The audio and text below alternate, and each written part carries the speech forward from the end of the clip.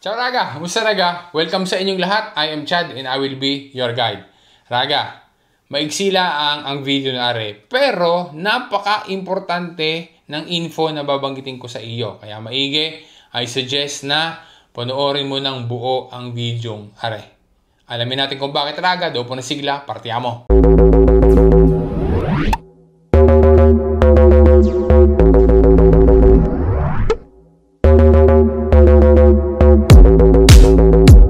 Sasagutin natin ang tanong na, gaano ga katagal or hanggang ilang taon ga pupwede na ang mga tax authorities din sa Italy, specifically ang Agenzia delle Entrate, ay gawin yung pagkokontrol doon sa mga tax declarations. Ang posibilidad na maging subject or sumailalim doon sa isang tax audit ay isang realidad na dapat na laging i-consider ng lahat ng mga taxpayers din sa Italy.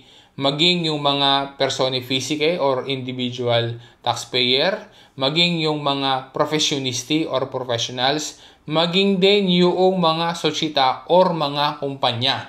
Bilang isang taxpayer, maigi na alam mo kung hanggang kailan ga yung power ng Amministrazione Finanziaria para mag-control, okay, para i-verify yung mga i-file mo ng mga tax declarations. Ngayon ay alamin muna natin kung ano ga yung tinatawag na accertamento fiscale na ginagawa ng fisco. Ang isang accertamento fiscale or tax assessment ay ginagawa ng Amministrazione Finanziaria. Primarily, yan ay ginagawa ng Agenzia delle Entrate para gawin, yan ay yung hakbang na ginagawa nila para i-verify, i-check kung tama ga yung ginawa na declaration noong isang taxpayer doon sa kanyang i-file na maaari yan na yan ay either na modelo 730 or modelo unico. Kung sakali na mayroong makita na irregularities do po nung kontrolo na ginawa ni Agenzia delle Entrate, ay di ang gagawin ay kukwentahin ng tama yung tax na dapat pala na babayaran at may kasama pa na kaukulang penalty at saka interest. Ngayon ay sagutin na natin yung importante na tanong. Gaano ga katagal na po pwede na ang Agenzia delle Entrate ay gawin yung pagkontrol, yung pag-check, yung pag-verify ng mga income taxes or imposte sui redditi. Ang sagot ay nakapaloob doon sa Article 43 noong Presidential Decree number 600 of September 29, 1973. At yan ay naamyendahan doon sa Legge numero 208/2015. Para sa mga nag-file sa tamang panahon ng kanilang either na modelo 730 or modelo unico ang i-file nila, ibig sabihin ay hindi sila nalampasan ng iskadensahan ng filing para sa taon na yon. Ang Agenzia delle Entrate ay mayroong 5 taon para gawin yung tinatawag, yung binanggit natin kanina na accertamento fiscale. Kaya ang aviso di accertamento or notice of assessment ay maaaring matanggap hanggang December 31 ng ika-5 taon after ng taon kung kailan nag-file.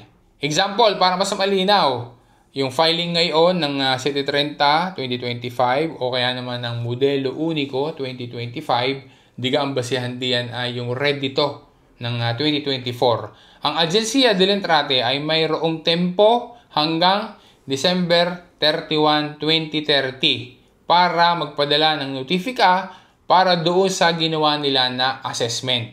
Pero ibang usapan at mas humahaba pa ang panahon na para sa Agenzia delle Entrate para gawin nila yung control, yung checking at saka yung tinatawag nga na accertamento fiscale kapag yung isang taxpayer or kontribuyente ay hindi siya nag-file. Samantalang siya pala ay dapat na mag-file. Di ka kanina ay 5 taon laang. Kapag ganyan ang sitwasyon, nadadagdagan pa ng additional na 2 years. Kaya from 5 years, nagiging up to 7 years na. Example ulit para mas malinaw. Di ka sa filing ngayon ng 730 2025 or modelo unico 2025, ang basehan dyan, alam natin, ay yung reddito ng 2024. Kapag ka hindi nag-file, Samantalang dapat pala na mag-file yung isang kontribuwente, si Agencia del Entrate ngayon ay mayroong tempo hanggang December 31, 2032 na.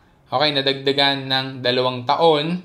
Para na sa ganon ay si Agencia del Entrate, yun ang tempo na pwede niyang gawin para siya ay magpadala ng notifika para doon sa ginawa nila na assessment. Bakit kaya nadagdagan ng 2 years pa? Dahil nga nang sa kawalan ng declaration, si Agencia del Entrate, ang kanilang justification ay magiging mas mahirap sa kanila. Okay, nag-gawin yung verification, yung checking, kasi nga hindi nag-file, wala kasing declaration.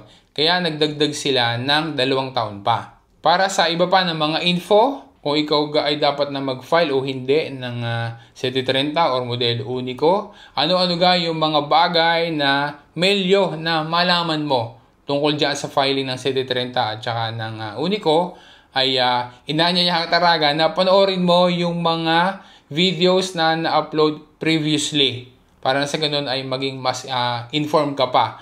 Yung link ng mga videos na iyan ay inilagay ko dyan sa description at saka sa comment section. Kung gusto mo naman na magpasis sa amin online para sa filing ng iyong 730 or modelo Unico, kahit na ikaw ay malayo din sa Milano, ay pwede ka naming i-assist. Basta puntahan mo lamang yung official website, yung link ng website na mag-a-assist sa iyo ay inilagay ko din diyan sa description at saka sa comment section. So ayun raga, maraming salamat sa panonood mo at sa pagtitiwala mo. Sana ay ma-share mo rin sa iba para maging informed din yung iba pa nating mga kapwa Pinoys dito sa Italia para sa ganitong mga information na makakatulong sa kanila at saka sa kanilang pamilya.